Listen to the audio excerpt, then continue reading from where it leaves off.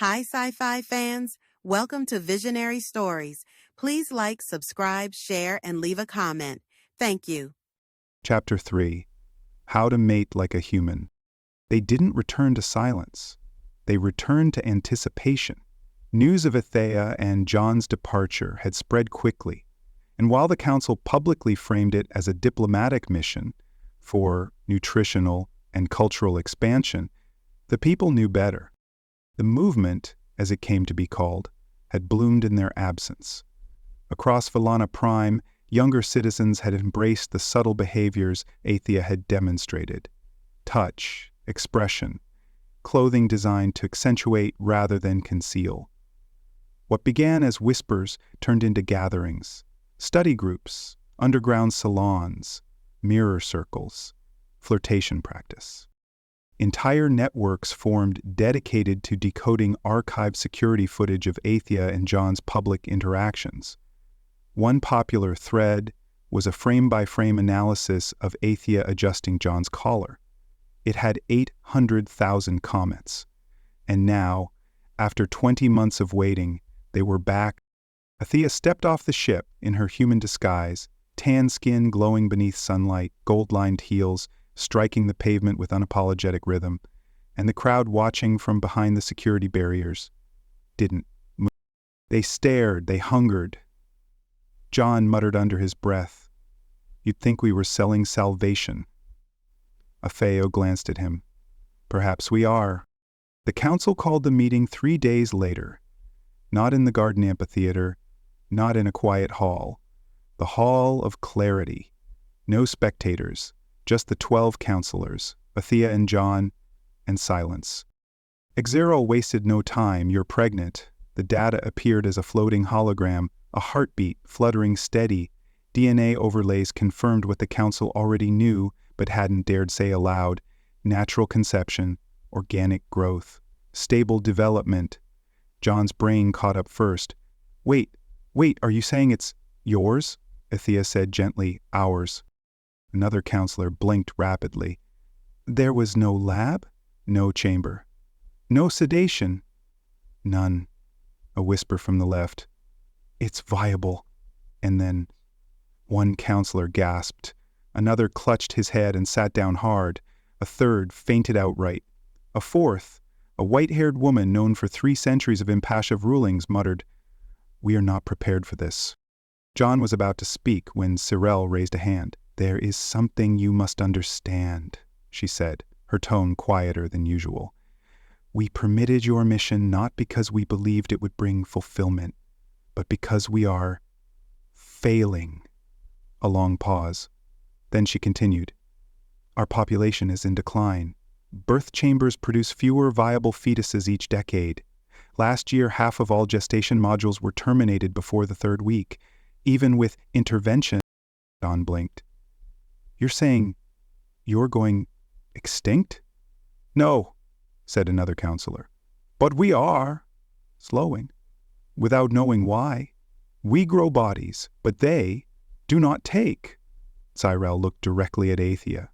"This, your pregnancy, is the first organic viability the planet has seen in over 600 years. The silence that followed was reverent. "We allowed your mission because we were desperate, not hopeful. We thought, if we gave you space, things might return to order. Instead, they've grown louder."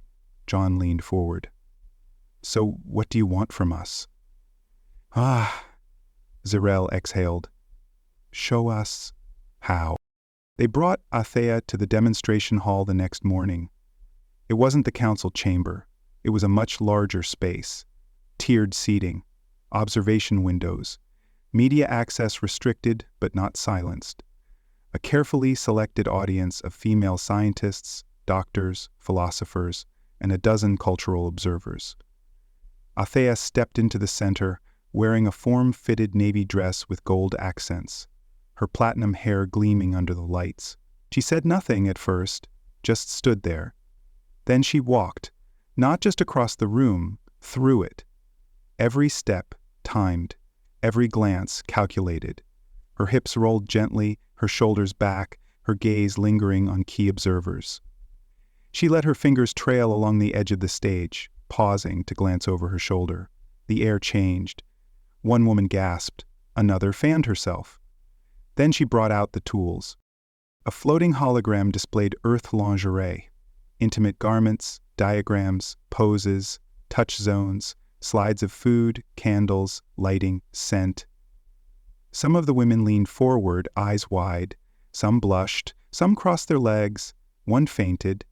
Another simply whispered, "Oh, my stars," and dropped her datapad. Later that evening, the council asked Athea and John to visit the central lab. They stood before a long observation window, looking into a room filled with sterile tanks and flickering monitors. No movement. No light from within the wombs. No sounds, but the quiet, rhythmic hum of failing systems. "These should be full," said one of the scientists. "By now we would expect hundreds of growing forms. Instead, there were none." Zyril stood beside them, arms folded.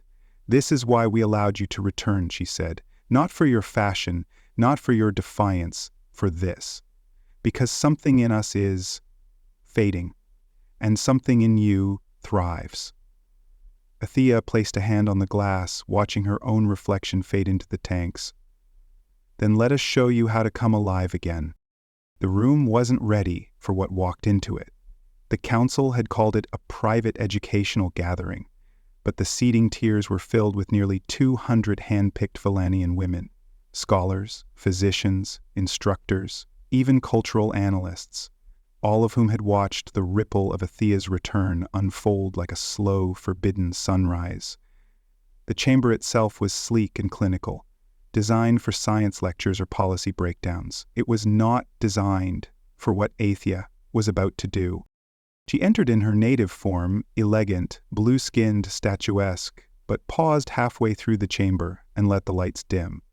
A moment later, her skin shimmered with radiant energy, and she changed.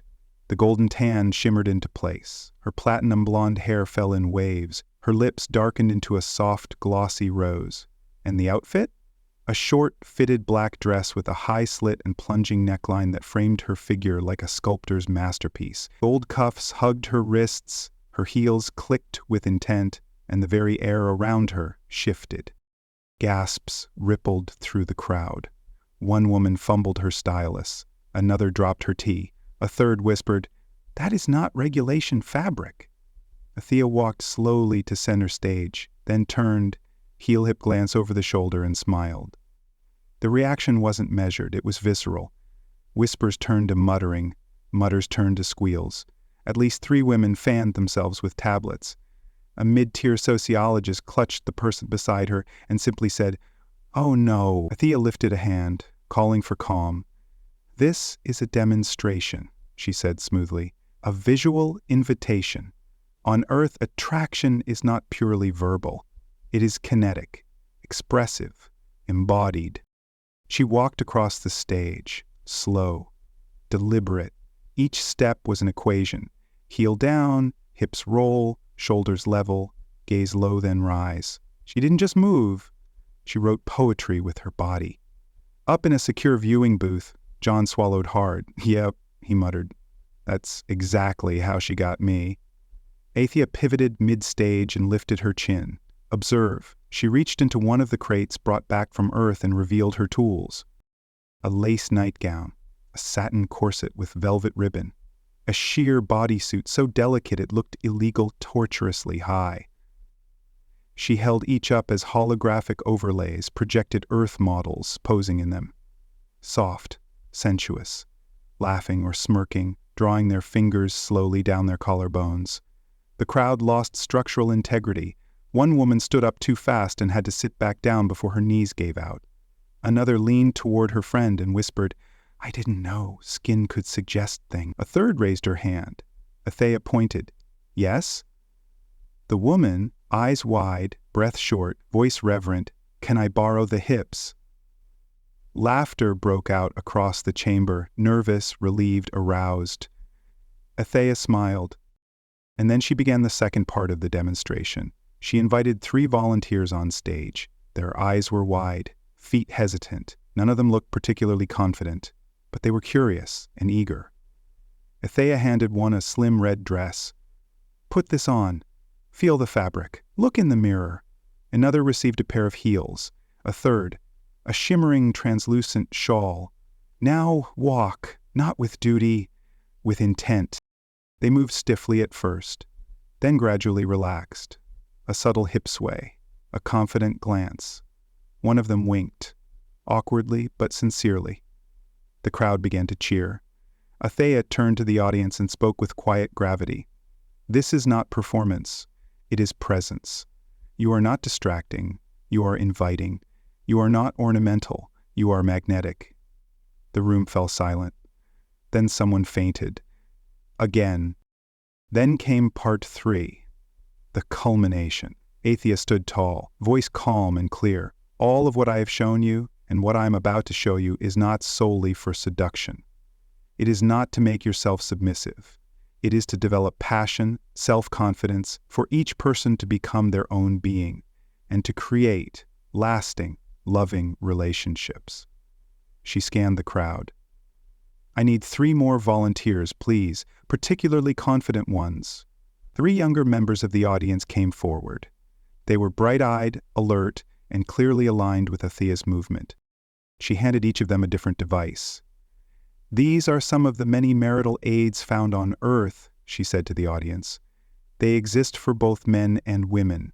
Please observe." She spoke softly to each of the women, offering gentle instruction. Each climbed onto a soft platform, reclining. A shimmering curtain rolled into place, translucent, thin enough to see movement, thick enough to leave the imagination gasping. At first, the audience only heard quiet gasps, then moans, then full-throated cries. Heads tilted, eyes widened. One woman clutched her seat. Another stood up and sat down again, twice. The noise built, whimpers, groans, then a sudden scream as one of the volunteers arched behind the curtain, her silhouette trembling, one girl's face contorted, eyes crossed, tongue slack. Another shook in place, arms wrapped around herself. The third fainted on the spot. The room was stunned. When the curtain lifted, all 3 women reappeared, knees wobbly, hair mussed, glowing with sweat and something close to religious enlightenment. They surrendered the devices reluctantly. Athea bowed. Soft applause followed. Then it built and built. Velanian women stood, clapping, whistling, crying out with delighted disbelief. One woman shouted, "We have been lied to." Another, "We've been boring." A third grabbed the shawl and draped it around her shoulders like battle armor. Up in the booth, John stared down in awe. Claire, watching via secure stream, texted him, "Told you she'd start a movement." He texted back, "She just armed it." As the crowd filtered out, excited, overwhelmed, irreversibly altered, Athea remained on stage, serene. One council aide approached, eyes wide, breath trembling. "Do you intend to do more sessions?" Athea smiled. "Yes," the aide swallowed. "And what do we call this new program?" Athea paused, then answered with certainty. "Awakening." The council called another closed session the morning after the demonstration. The word emergency was used, though it was whispered like it might spontaneously combust if said too loud. John didn't expect to be summoned with Athea. He especially didn't expect to be the topic. They met in a smaller chamber this time. Fewer lights, fewer guards, more side glances and silent murmuring. One counselor kept glancing at a tablet, frowning at data no one else could see. Athea stood, as calm as ever, hands folded behind her back, human form activated and perfectly poised, in an elegant wrap dress that shimmered like promise. John, beside her, wore the same tunic he'd been handed by a junior fashion enthusiast the day before. It was slightly too snug across the shoulders, and somehow made him feel more naked than clothed. Councilwoman Sherrill was the first to speak. "Your recent display," she said carefully, "has caused a measurable shift in behavior across the female quadrant population, sectors." John raised an eyebrow. "Behavior?" Another counselor cut in, her tone more clinical. "Enrollment requests in the Awakening program have tripled overnight. Emotional elevation scans show significant neurological stimulation in 72% of viewers. Hormonal surges, increased curiosity, social boundary testing. John blinked. You're saying they're turned on? There was a pause. They are engaged. Athea didn't even blink. They're curious. Curious beings ask questions. Curious beings experiment. Growth is happening. Desire cleared her throat. Yes. And now we need to ensure that this new curiosity is matched with functional understanding. John's stomach dropped slightly. I beg your pardon? We require a practical demonstration. Athea's eyes glinted. John turned to her, already wary. You knew this was coming. I suspected, she said serenely. They want me to do a demo? It would be efficient, Athea replied. Cyril interrupted, her expression still unreadable. We have selected 3 participants, eager volunteers, all physically and psychologically healthy, all pre-screened. You will not be harmed. John blinked. That was a weird way to say that. The room was quiet when he entered. A low, warm light glowed across soft walls, cushions, draped fabrics. Fragrance pumps subtly misted the air with something that smelled like vanilla and danger. The 3 women were already waiting. One stood with her hands folded, breathing steadily, eyes locked on his with unapologetic hunger. The second was seated, legs crossed, expression polite but twitching with anticipation. The third? Already biting her lip, John cleared his throat. So, guidance? A smooth voice over the speaker.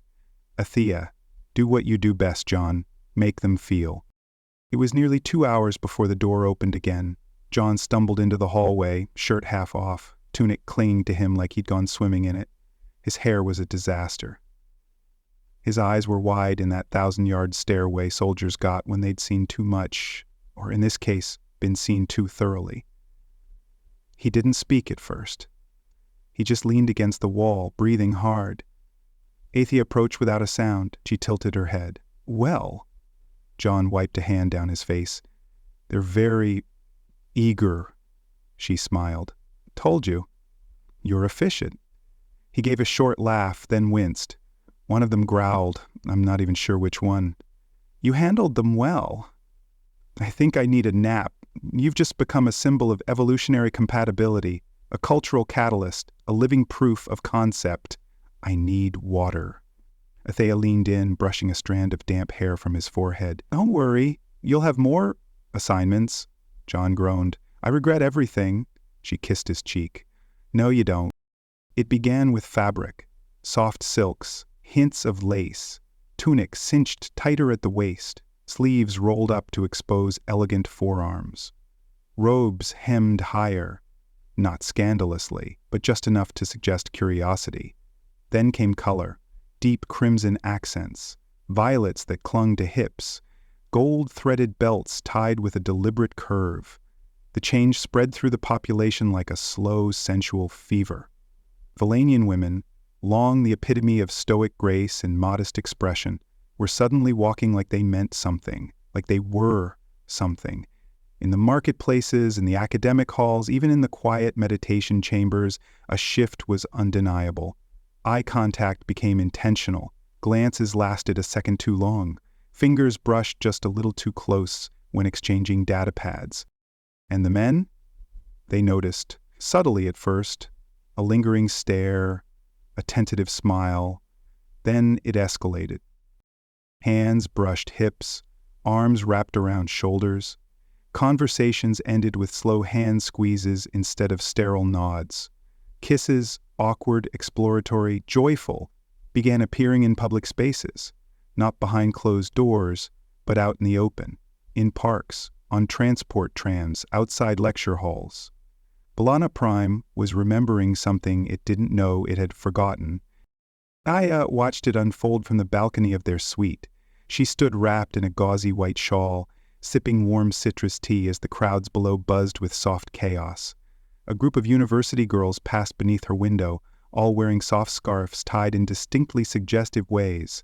One blew a kiss to a man standing across the plaza. He dropped his data slate. John walked out beside her, stretching, shirt rumpled, jaw unshaved. He looked like someone who'd just run a 3-day marathon of extracurricular outreach. "Tell me that isn't a whole group of synchronized hip sways," he muttered. Athea handed him the tea. "It's called peer reinforcement." He sipped and shook his head. "Your lessons are leaking."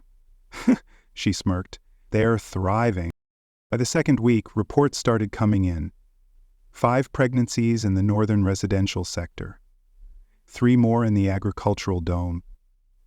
One ecstatic couple claimed to have figured it out accidentally after watching 2 hours of awakening footage and eating earth chocolate in bed.